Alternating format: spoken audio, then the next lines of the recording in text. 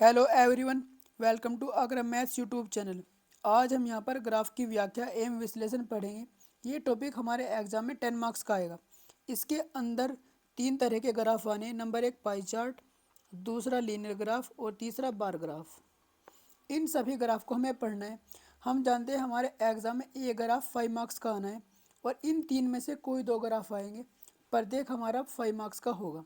एक ग्राफ से 5 क्वेश्चन पूछे जाने हैं। आइए one by one in graph को स्टडी करते हैं। सबसे पहले पढ़ेंगे हम पाई चार्ट, या जिसको कह सकते हैं सर्किल चार्ट। पाई चार्ट में आपको दो बातें याद रखनी है। अगर हमारा पाई चार्ट परसेंटेज में गिवन हो तो यहाँ पर हम 100% को टोटल वैल्यू के इक्वल लिखेंगे। अगर ये हमारा डिग्री में गिवन हो तब 360 डिग्री को टोटल वैल्यू के इक्वल लिखेंगे। जैसे कि आप यहाँ पे देख सकते हैं, यहाँ पर अलग अलग कलर अलग अलग चीज़ों को दर्शाते हैं। जैसे विविध को ये दर्शा रहा है, इसी तरह से। आइए निर्देश पढ़ते हैं। निर्देश में क्वेश्चन नंबर 1 से 5 तक दिया गया है कि व्रत एक परिवार के द्वारा एक माह में विभिन्न मदों में किए गए खर्च एवं उसकी बचत को दर्शाता है। खर्च एवं उसकी बचत को दर्शाता है। आइए सबसे पहला क्वेश्चन देखते हैं। यदि परिवार की कुल आय 60,000 रुपये हो तो भोजन एवं शिक्षा पर जो खर्च किया गया उसमें अंतर बताना है। तो देखते हैं कौन सा कलर भोजन को दिखा रहा है। भोजन हमारा येलो कलर दिखा रहा है और हमारा शिक्षा दिखा रहा है ये। इन दोनों में खर्चा जो हुआ है उसका अंतर पूछ रहा है। तो हमें पता है भोजन पर कितना 20% और शिक्षा पर कितना हुआ 15%। तो दोनों का अंतर कितना आ जाएगा 5%। तो यहाँ पर हमें 5% की वैल्यू निकालनी है। हमें क्या गिवन है यहाँ पर, टोटल आय दी है। अभी मैंने बताया था जब कभी भी टोटल वैल्यू दी हो तो उसको हम 100% के इक्वल लिखेंगे। तो यहाँ पर लिखेंगे 100%।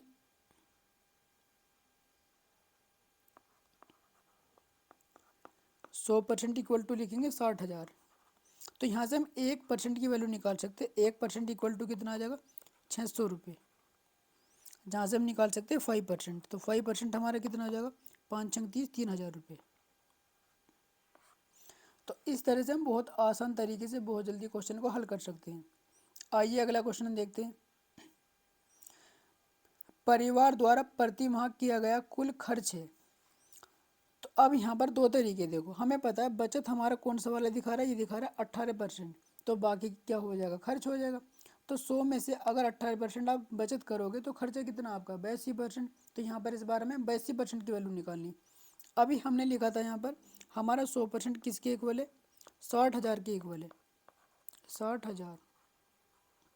तो यहाँ से हमें क्या निकालना, हमें निकालना 82%। तो 1% की वैल्यू कितनी आ जाएगी, 1% की वैल्यू आ जाएगी 600 रुपये। तो यहाँ से निकालना हमें 82%। क्योंकि बचत हमारी 18% है तो बाकी क्या हो जाएगा खर्चा।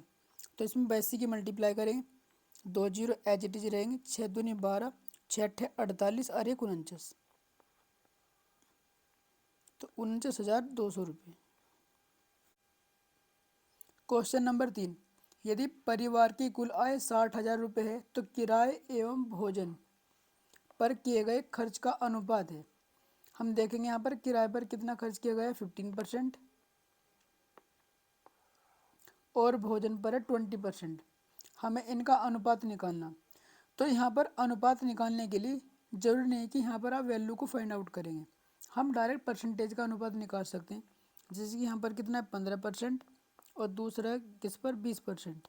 हमें इन दोनों का अनुपात निकालना। 5 से डिवाइड हो जाएंगे तो 5×3 = 15 और 5×4 = 20। तो इसी तरह से आप कभी भी जब ऐसा क्वेश्चन आए तो वैल्यू निकालने की कोई ज़रूरत नहीं है।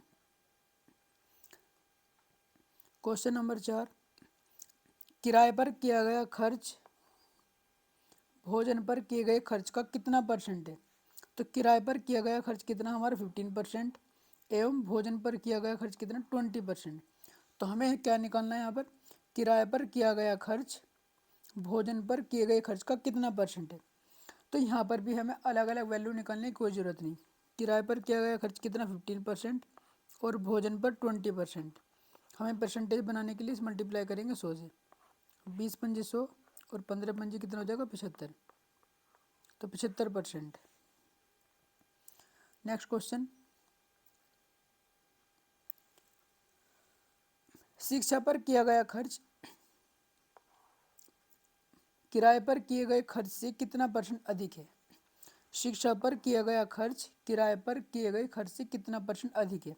अब हम यहाँ देखेंगे कि शिक्षा पर कितना खर्च किया हमने 15%, और किराए पर भी कितना किया 15%, और हमारे से यहाँ पूछ रहा है कि शिक्षा पर किया गया खर्च किराए पर किए गए खर्च से कितना % अधिक है।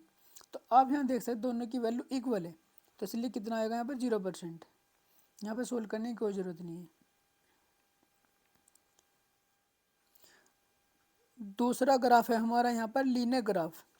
जैसे कि आप देख सकते हैं नीचे दिए गए ग्राफ में एक परीक्षा में 7 छात्रों का इतिहास और भूगोल के अंकों का अनुपात दर्शाया गया है। इतिहास और भूगोल के अंकों का अनुपात यानी यहाँ पर हिस्ट्री और ज्योग्राफी का रेशो गिवन है। क्वेश्चन देखते हैं, कितने छात्रों ने भूगोल की अपेक्षा इतिहास में ज़्यादा अंक अर्जित किए हैं। हम जानते हैं यहाँ पर हिस्ट्री का और ज्योग्राफी का रेशो है। अगर यहाँ पर हिस्ट्री के मार्क्स ज्योग्राफी से ज़्यादा है तो रेशो हमेशा 1 से ज़्यादा आएगा, जैसे कि 3/2 लिखूँ। अगर ये ऊपरली वैल्यू ज़्यादा है तो वैल्यू हमेशा रेशो जो होगा 1 से अधिक होगा। और हमारे से क्या पूछा है कि भूगोल की अपेक्षा इतिहास में ज़्यादा अंक अर्जित करने वाले छात्रों की संख्या पूछा है। तो बस हमें यहाँ पर ये देखना है कि रेशो की वैल्यू कहाँ पर 1 से ज़्यादा है।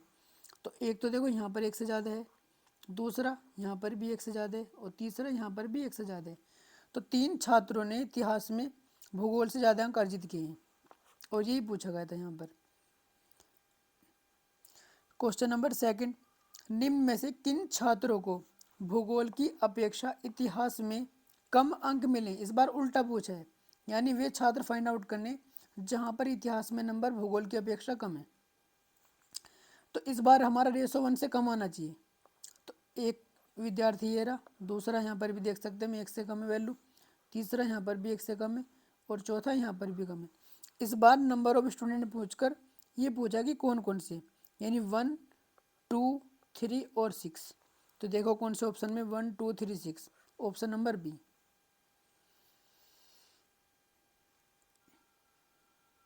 क्वेश्चन नंबर 3, भूगोल में छात्र 3 से 4 के मध्य अंक की प्रतिशत बढ़त है। यानी यहाँ पर पूछा गया कि भूगोल में छात्र 3 से 4 के मध्य, यानी 3 से 4 के मध्य भूगोल में जो नंबर बढ़े हैं वो कितने % बढ़े हैं। क्योंकि अब यहाँ पर हम एक चीज़ देखेंगे, हमें यहाँ पर केवल रेशो गिवन है, वैल्यू गिवन नहीं है। हमें ये नहीं पता कि यहाँ पर भूगोल में कितने और यहाँ पर कितने हैं, इसलिए हम यहाँ पर % फाइंड आउट नहीं कर सकते, इसलिए हम कहेंगे आंकड़े अपर्याप्त है। क्वेश्चन नंबर 4, इतिहास और भूगोल के अधिकतम अनुपात और न्यूनतम अनुपात का अंतर। हमें पहले ही पता है कि यहाँ पर इतिहास और भूगोल के अधिक के नंबरों का अनुपात गिवन है। तो उसने पूछा कि अधिकतम अनुपात कहाँ पर है और न्यूनतम अनुपात कहाँ पर है, उनका अंतर बताना। तो देख सकते हैं अधिकतम कितना 1.55 और न्यूनतम कितना 0.35। इनका हमें यहाँ पर अंतर निकालना है। तो 1.55 माइनस 0.35, तो सोल्व करेंगे कितना आएगा 1.20। नेक्स्ट क्वेश्चन, छात्र 4 को, यानी जो 4th नंबर पे स्टूडेंट है ये वाला, भूगोल में 60 अंक मिले हैं, तो उसके हिस्ट्री में कितने नंबर हमें ये बताना है। तो यहाँ पर सबसे पहले क्या करेंगे, रेशो को सिंप्लीफाई करेंगे। जैसे कि लिखा 1.25, हमें पता है यहाँ पर ये दोनों का रेशो गिवन है, तो पॉइंट हटाएंगे तो नीचे कितना आ जाएगा 100। इसको आप डिवाइड भी कर सकते हो, 25 पंजे 125 और 25 चौका 100। तो यहाँ पर हमें 4 की वैल्यू दी है कितना 60, क्योंकि इसने कहा भूगोल में 60 है। तो अब हमें साफ साफ दिखाई दे रहा है कितने गुना 15 मल्टीप्लाई इसका ये। तो हमें क्या करना है, 5 का भी 15 मल्टीप्लाई करना है, तो 15 पंजे कितना हो जाएगा 75।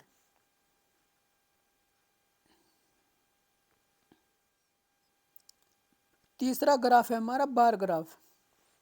बार ग्राफ में यहाँ पर क्या होगा, एक तरफ हमारी वैल्यू लिखी होगी और यहाँ पर किस किस वर्ष में क्या दिया है। क्वेश्चन देखते हैं यहाँ पर, नीचे दिए गए ग्राफ में एक वस्तु x के आयात को वर्ष 2013 से 19 के मध्य करोड़ों में दर्शाया गया है। यानी यहाँ पर किसी कंपनी ने, किसी ने भी यहाँ पर x का आयात है जो कि 2013 से लेकर 19 तक दिखाया गया है। क्वेश्चन देखते हैं यहाँ पर हम। पहला क्वेश्चन है हमारा, वर्ष 2014-15 से 2015-16 के दौरान एक्स के आयात में वृद्धि परसेंट कितना है। तो यहाँ पर देखेंगे 2014 से 15 में कितना था हमारा 900, और 2015 से 16 में कितना हो गया 1200। तो यहाँ पर वृद्धि कितने की हुई है, 300 की वृद्धि हुई है, और ये वृद्धि किस पे हुई है, 900 पे हुई है। तो हमेशा परसेंटेज भी इस वाले भी ही काउंट करेंगे। तो डिवाइड बाय 900, परसेंटेज बनाने के लिए मल्टीप्लाई करेंगे 100। तो सोल्व करेंगे, 2 जीरो से 2 जीरो कैंसिल, 3 3 से 9, और 3 से 100 को डिवाइड करेंगे तो कितना आएगा 33.3%। क्वेश्चन नंबर सेकंड,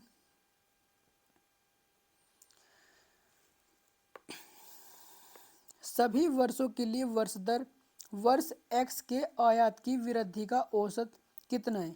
यानी पूछ रहा सभी वर्षों के लिए वर्ष दर वर्ष एक्स के आयात की वृद्धि का औसत बताना कि जहाँ जहाँ वृद्धि हो रही। अब देख सकते हैं यहाँ पर कितने की वृद्धि हुई है, 200 की। इसको लिखते हुए चलते हैं यहाँ पर। उसके बाद यहाँ से वृद्धि कितने की हुई है, 300 की। आप इसको डायरेक्ट भी ऐड कर सकते हैं। यहाँ पर कितने की हो रही है, फिर 0 की वृद्धि हुई है, और यहाँ से यहाँ तक कितने की 100 की वृद्धि हुई है, और जब यहाँ से यहाँ पहुँचोगे आप कितने की हो रही है, 700 की।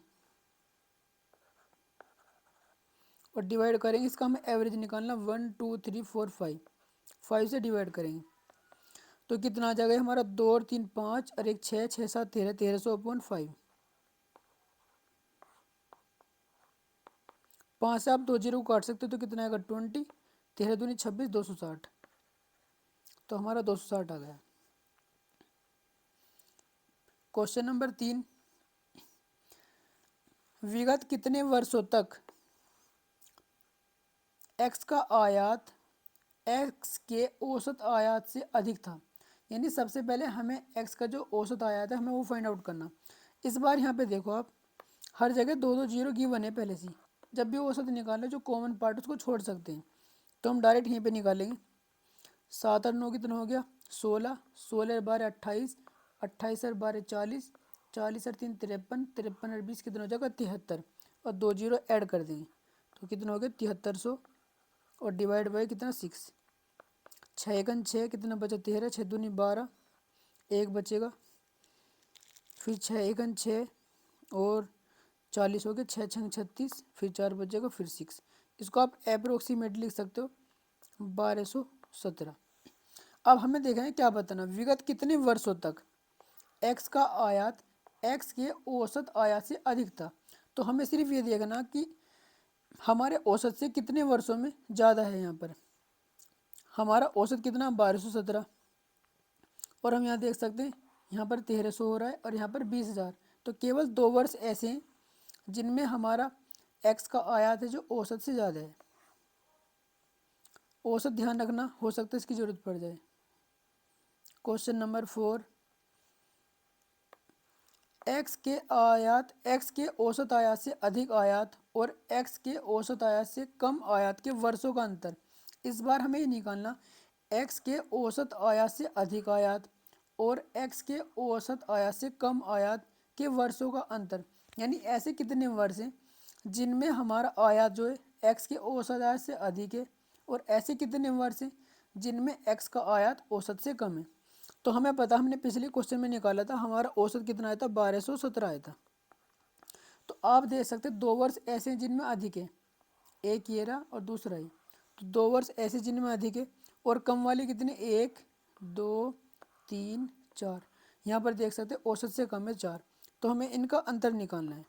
तो अंतर कितने का आ जाएगा 2 का। अंतर हमेशा पॉजिटिव होता है। नेक्स्ट क्वेश्चन,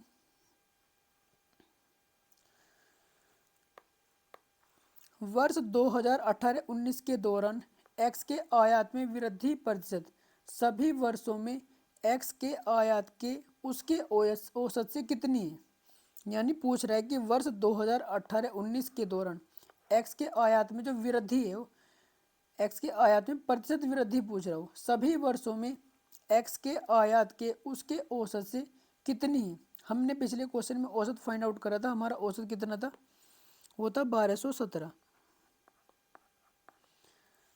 और 2018-19 में कितनी है यहाँ पर 2000। तो आप देख सकते हैं कि वृद्धि कितनी हो रही है। सबसे पहले वृद्धि फाइंड आउट करनी। अगर ये 1200 होता तो ये 800 आता, तो इसका मतलब है 700 और 100 में 17 जाएंगे कितने, 83, यानी 783 की वृद्धि है। कितने परसेंट की, तो डिवाइड करेंगे 1217 और मल्टीप्लाई करेंगे 100।